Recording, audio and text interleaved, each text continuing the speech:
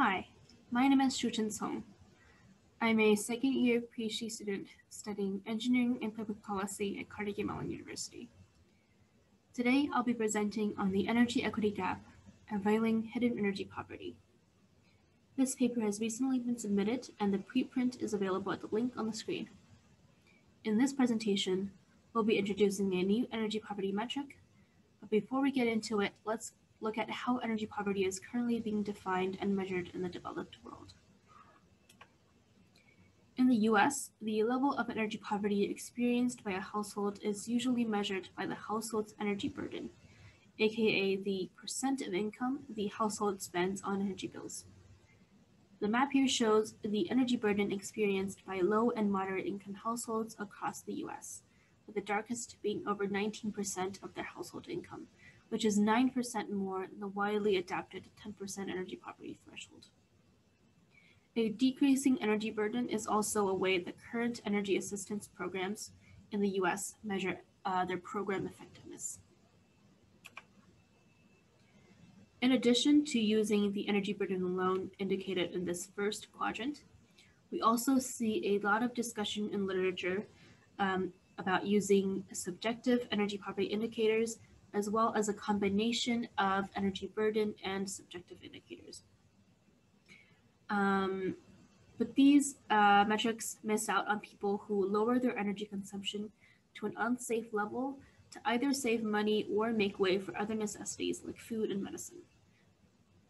So the goal of this project was to develop a new metric that could help us see the hidden energy poverty by using household level electricity consumption data that would allow us to measure both household level energy poverty as well as how energy equity changes in the region.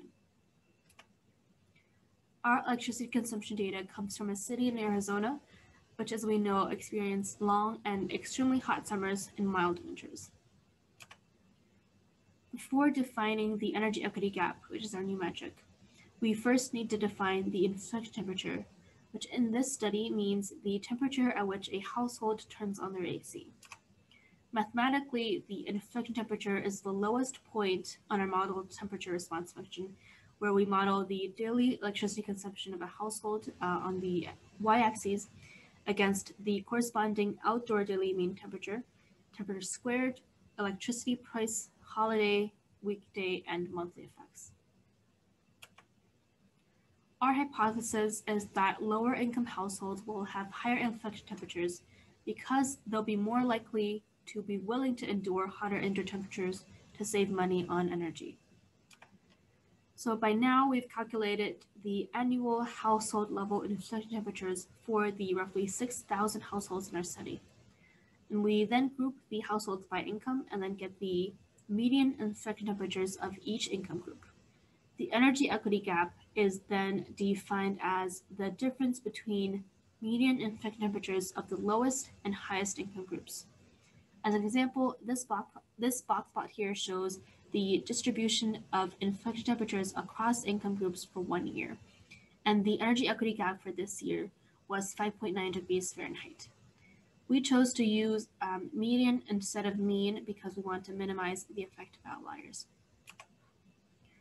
For the 4 years of data, we were able to calculate 4 energy equity gaps.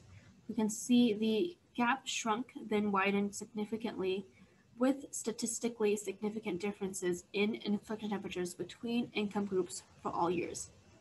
Each point on this graph represents a median inflection temperature of one income group for 1 year. We've been looking for reasons that could explain this trend we see in the energy equity gap, and we speculate that both climate and electricity prices could affect how people use energy. Because people may not notice a change in their bills right away, it may take until the second year for them to change their behavior. And that's why we see this shift in the red grids, where the increasing energy equity gap is catching up to hotter temperatures and higher prices. Price shifts will impact electricity consumption shifts within minority groups differently than it will for the entire population. So we also investigated the inequities in energy usage between racial and age groups.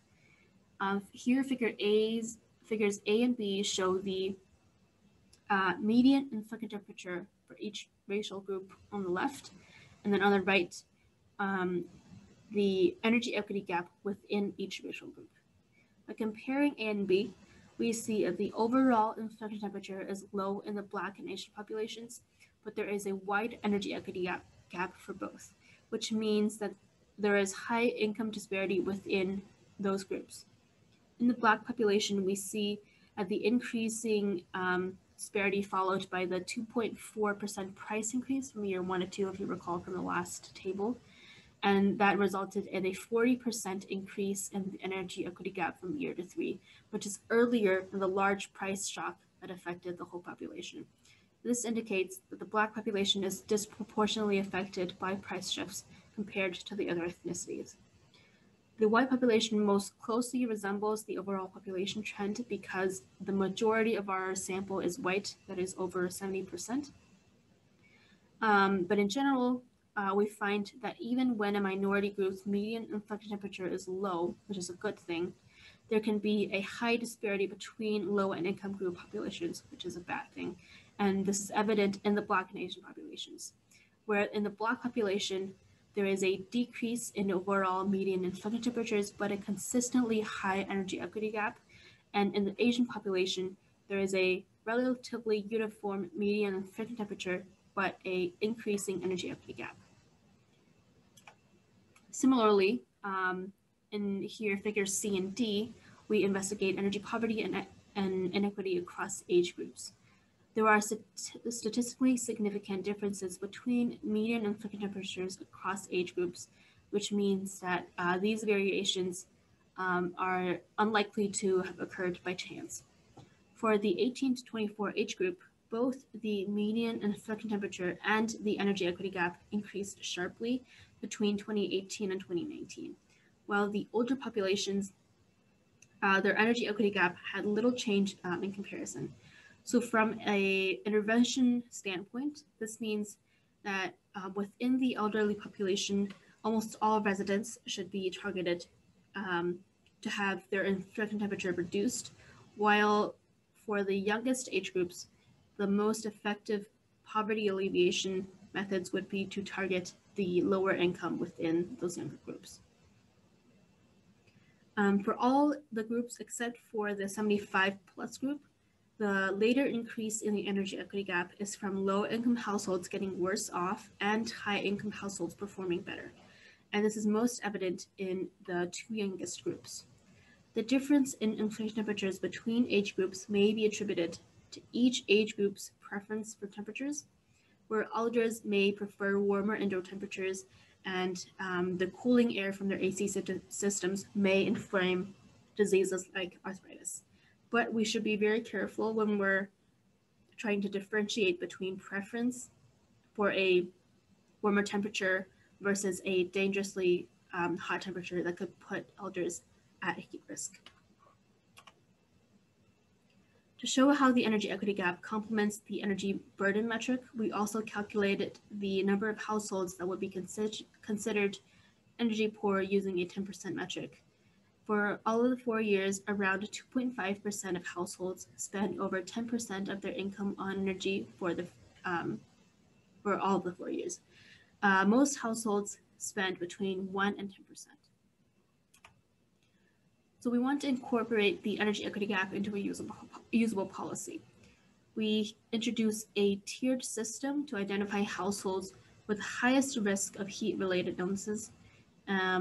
First, we need to assume that the median inflection temperature of the highest income group is the ideal inflection temperature for this region, because the highest income group are the least likely to have a constraint on their budget and would then turn on their cooling system earliest in the year. And very similar to using a standard deviation, we define people that have inflection temperatures between 1 and 2 energy equity gaps above the ideal to be in the low risk zone. And then households with inflection temperatures between 2 gaps and 78 degrees Fahrenheit to be energy insecure. We found out that within government buildings, it is recommended that the AC be set at 78 degrees Fahrenheit, because above the temperature, you may be at risk for mold and allergen buildup, as well as heat-related illnesses.